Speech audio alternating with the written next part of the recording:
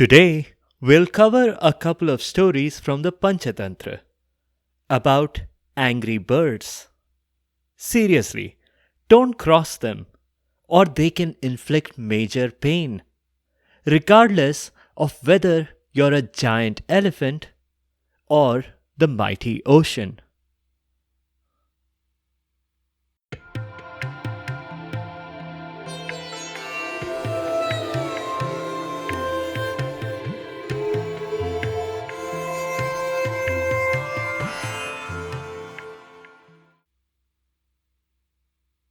Welcome to Stories from India. This is a podcast that will take you on a journey through the rich mythology, folklore, and history of the Indian subcontinent. I am Narada Muni, the celestial storyteller and the original Time Lord. With my ability to travel through space and time, I can bring you fascinating stories from the past, the present, and the future. From the epic tales of the Mahabharata and Ramayana to the folk tales of the Panchatantra, to stories of Akbar Birbal and Thenali Raman, I have a story for every occasion. The purpose of the stories is neither to pass judgment nor to indoctrinate. My goal is only to share these stories with people who may not have heard them before, and to make them more entertaining for those who have. In this episode, we are doing a couple of stories from the Panchatantra. Well, technically, they are really part of a single story. For that matter, all of the dozens of stories in the Panchatantra are really just 5 stories. There are 5 books in the Panchatantra, and each of them features a single story that doesn't end. At the conclusion of any particular narration, one of the characters narrates a brand new story. This keeps going several levels deep. On to today's episode. Let's dive right in. Into the ocean. Well, not quite the ocean, but right next to it. Mr. and Mrs. Lapwing stood at the beach. If you haven't heard of the term lapwing, let me quickly clarify that they were birds. You can check the show notes on the site sfipodcast.com to see what a lapwing looks like. Mr. Lapwing was explaining to his new wife why this was the perfect spot for their new home. "This is prime real estate," he said. "The salesbird who sold it to me explained all the perks of this nest. We just have to step outside of it, and we have a delicious seafood meal every day. No shortage of omega-3 for our future kids." And he affectionately patted their eggs in their baby carrier. Mrs. Lapwing looked around at the nest a little skeptically. "But there's no protection. There are no leaves on that tree, so nothing to protect our nest from things that might fall from above." No, you don't understand," her husband said. "The salesbird explained it to me. That's not a bug, it's a feature. This way, we have automatic showers whenever it rains." Mrs. Lapwing wasn't convinced. She tried a different tactic. "Do you know anything about tsunamis?" "Yes, of course I know about tsunami. He lives over in the mountains on the pine tree, doesn't he?" For your information, a tsunami is a large wave or a series of waves caused by an earthquake or an underwater volcanic eruption. Get it? A huge wave. It could wipe out our nest. "No, there's no such thing," her husband said. "It was debunked recently on that Mythbusters TV show. This ocean isn't powerful enough. It can't do anything about it. Best case, we'll get a little spray now and then. I had to pay a little extra for our house to be located in the splash zone. It's a good thing." Mrs. Lapwing may have been okay with what her husband just said, but the ocean was not. Varun, the god of the ocean, took offense. Naturally, he saw this as a challenge.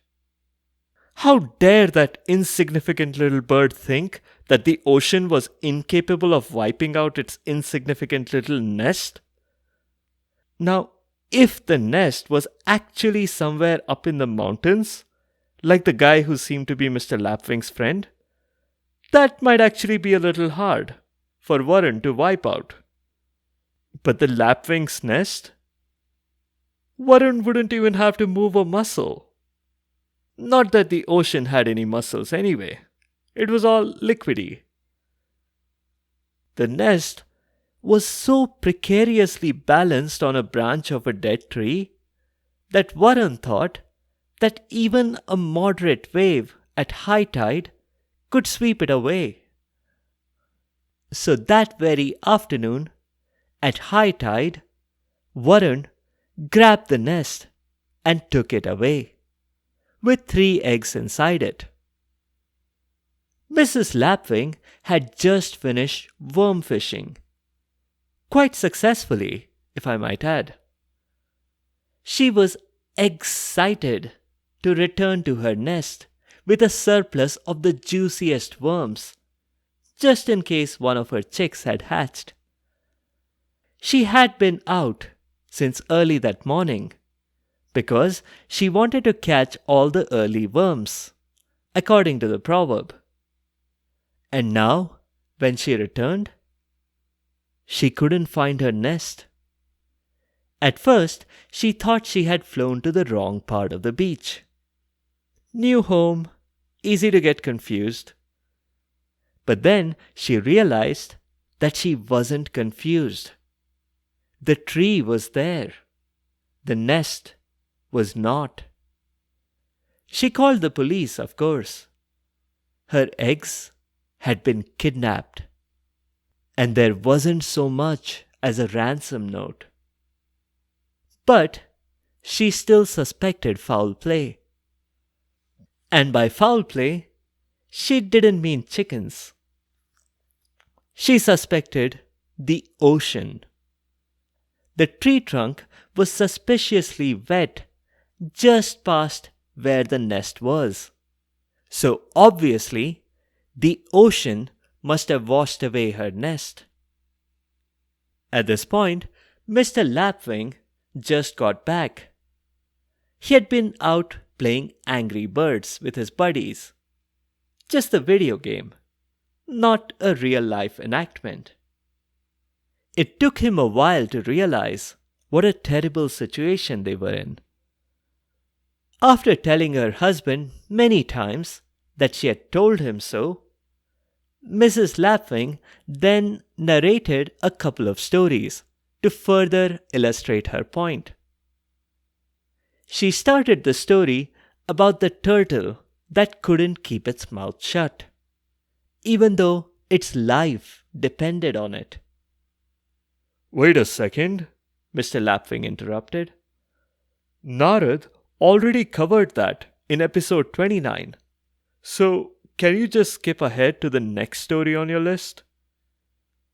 Mrs. Lapwing agreed and launched into the story of the elephant and Mrs. Sparrow. And yes, Mr. Lapwing could assume that it was their cousin, Sparrow, who lived in the jungle nearby. One day, Mrs. Sparrow was just doing her day job, which was not unlike Mrs. Lapwing's day job, gathering worms for her family of unborn chicks, that might hatch any moment. Mr. Sparrow was probably out bowling or at the pub or something with his buddies. When Mrs. Sparrow returned from her worm gathering, she saw something horrible. An elephant was charging through the jungle and stomping on everything in sight. And it was headed straight for her tree. Just the vibrations from the elephant's approach were enough to dislodge the nest. But it got a lot worse. Because the elephant not just uprooted the sparrow's tree, but he stomped on the nest with the eggs inside it. He seemed to have realized that he had stepped into something sticky, because he scraped the remains of the sparrow children off of his foot on a nearby tree trunk. "There's some message here, isn't there? I can feel it," Mr. Lapwing interrupted. "The elephant represents the ocean. The sparrows are us, and their eggs are our eggs. Am I right?" Mrs. Lapwing commended her husband for his perception and moved on to slightly more important matters, like the actual narration of the story. Mrs. Sparrow was very, very cross with the elephant. She wanted revenge. And never mind serving it cold, she wanted to serve it warm and toasty right then and there. So she went to her friend for help. Her friend was a fly. Mr. Sparrow didn't think much of the idea. He didn't think that the fly would be all that useful. He thought everything that a fly could do, the two of them could do as well. "A sparrow can fly, but a fly can't sparrow," he pointed out. But Mrs. Sparrow overruled him. Mrs. Fly couldn't think of a way that they could get revenge on the mighty elephant, who, in all probability, didn't even know that any of them existed. But she suggested that they consult with her friend, Mr. Woodpecker. Mr. Sparrow was a bit of a speciesist. He silently thanked his luck that at least they'd be consulting a bird. But any hopes that Mr. Woodpecker wasn't just a bird brain were soon dashed, because Mr. Woodpecker had absolutely no ideas to contribute. And in fact, the situation had to be explained to him at least 3 times before he understood why they were trying to harm the elephant. The only contribution he added was his suggestion that they talk to his friend, Miss Frog. Mrs. Fly seemed a little nervous at the suggestion, but she went along. And only after many, many reassurances that Miss Frog was now vegetarian and she wouldn't harm a fly. It was true.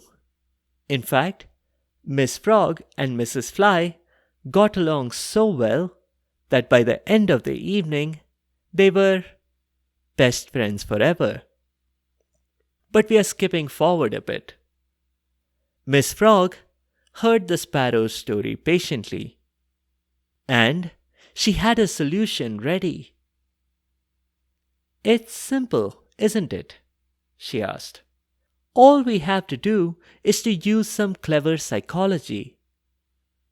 Mrs. Fly, you should buzz very loudly near the elephant's ears. He'll be annoyed, but he'll also be worried. Most animals close their eyes when they hear flies around. It's just a reflex mechanism to protect their eyes. When the elephant does that, Mr. Woodpecker, you should go and peck at them. That'll hurt the elephant. Buzzing and pecking at eyes. I can see it can do some damage. But wouldn't the elephant just shrug it off? Mr. Sparrow asked. No, hear me out, Miss Frog continued. That's where I come in. In general, what's the first thing anyone does when they think their eyes are hurt? They try to wash them with water. But there's no water anywhere near here, protested Mr. Sparrow. And that is the psychology bit, the frog replied. We don't need actual water. I'll be nearby and I'll croak.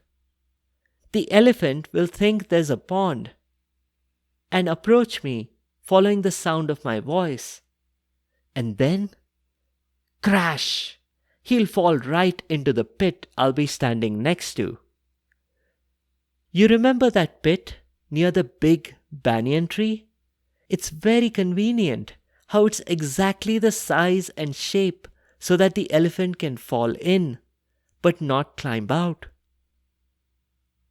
They all thought it was a lovely plan, and it went like a cuckoo clockwork. The elephant closed its eyes when the fly buzzed. The woodpecker pecked at the elephant's eyes.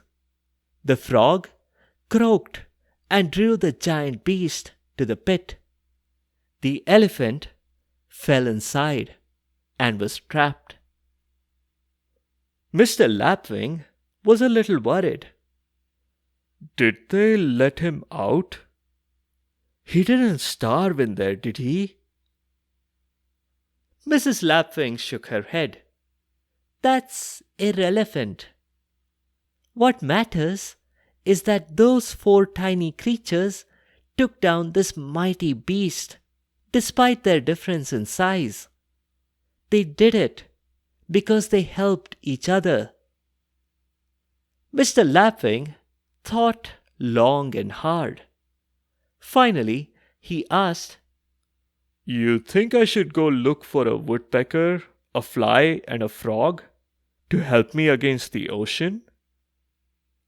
Mrs. Lapwing counted to 10 silently. She remembered her vows to stick with him through everything. And she remembered her later vows to herself to be patient with him. Not quite, she said. I'm saying go talk to your friends. See if they can help us get our eggs back from the ocean. Mr. Lapwing flew off to his pub.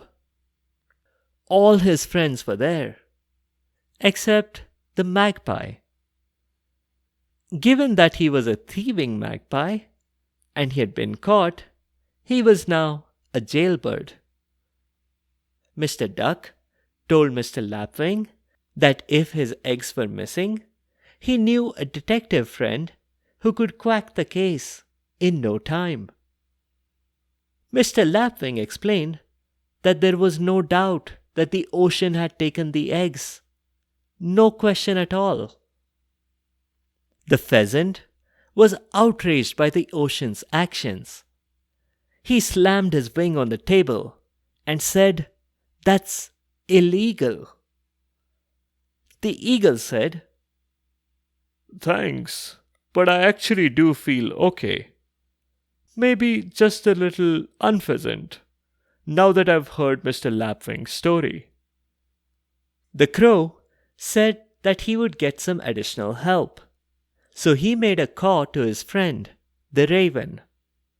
The raven soon arrived, and his contribution was that they should try to find an elf.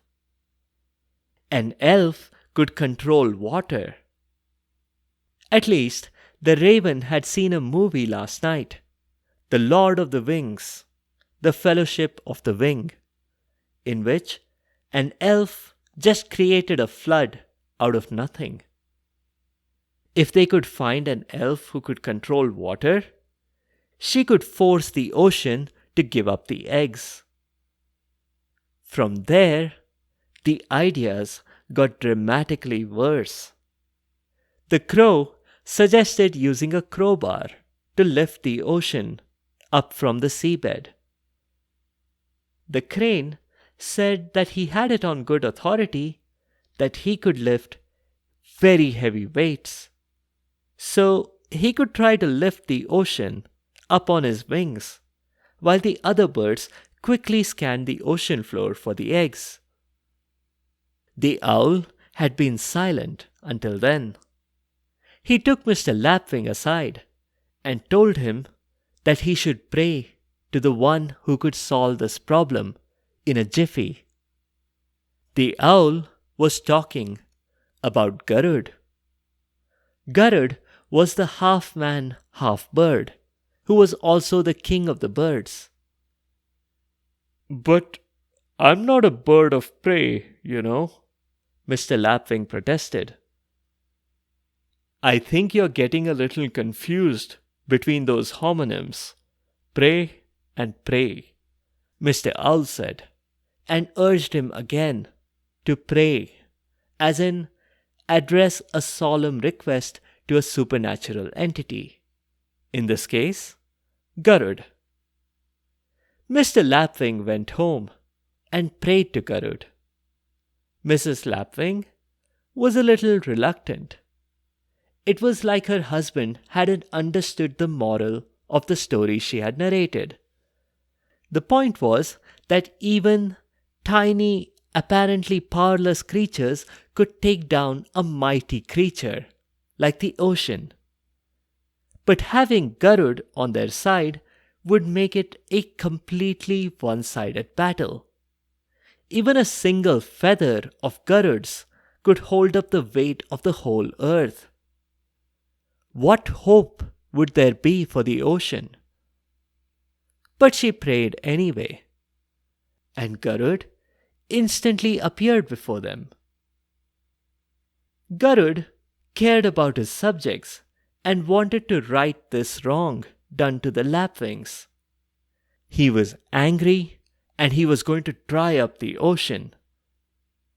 That might definitely have upset the Earth's delicate ecological balance.